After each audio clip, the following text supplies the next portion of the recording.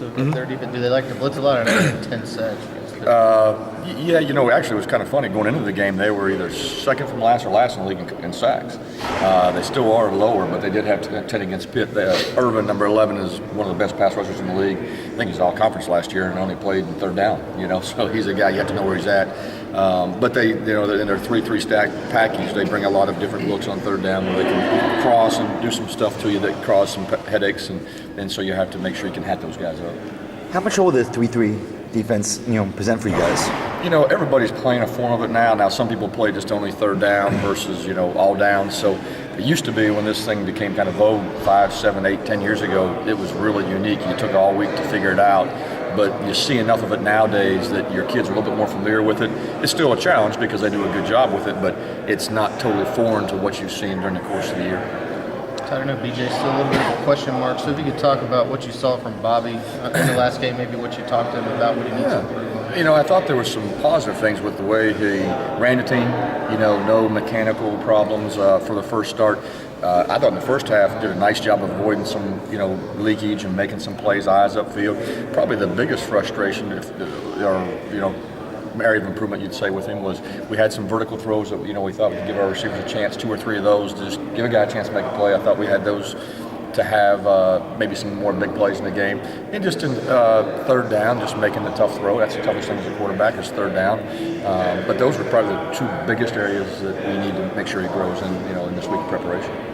Todd, it's senior day on Thursday, obviously the last home game. I just ask you, especially in offense, obviously Hine and Warren, but not a lot of seniors really in big roles for you this year. I know that has to be something that is encouraging in terms of the number of guys coming back. Oh, yeah, we've kind of said it all year long. We're so young, and most of our players are back. But the 2 guys that are contributing the most, and like you said, and those 2 linemen have been really steady players for us, kind of a bell cows, if you will, for the offensive line. Chaz has played, really week in, week out, a really nice football season for him. So those guys, you want to see all your seniors go out on a good note. You want to see all your seniors play their best game in the last game if you can. But those 2 guys will be truly missed as we go forward. Todd, can you just talk about Chaz overall? Throwing him in there so late at the start of camp just to take over that center position and give you guys the stability there. Well, yeah, we actually looked at him the last week of spring, but this was really his first action. We knew the leadership, the intangible things would probably be there for him. That's one of the reasons we wanted to make the move.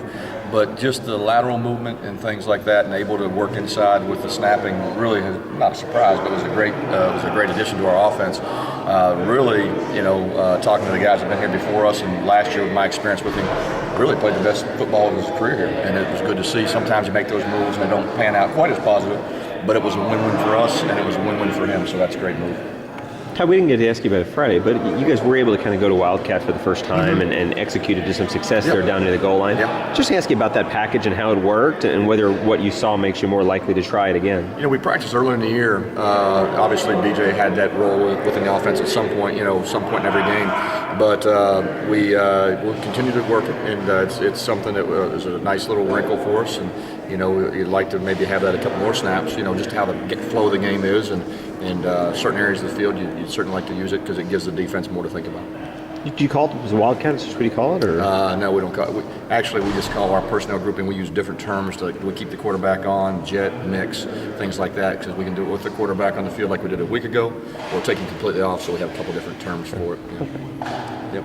Coach, the fact that BJ was dressed and throwing a little bit, is he closer to possibly playing this week? Yeah, he did more the first day of practice yesterday than he did all last week. There is progress. It's just going to be how much it continues on a day-to-day basis. He can go out and play. He can go out and hand the ball off and run around. You'd never know that he was dinged. But just making the throws and unleashing it, so to speak, that's going to be the biggest growth area where he goes from today to Thursday night. What's the timetable in on a short week in terms of feeling good about him participating? Is it tomorrow? Probably. What time we kick off? 8? 7:58. Okay. No, but he's getting reps, and so we're not going to put him in there. Yeah, we're not. Practices. Practice evaluation, and we'll see how it gets better daily. And if he's ready to go, we'll use him. If it's something that he can't compete at his best level, then we certainly will put him out there where he can't compete and protect himself. Thanks. Thanks.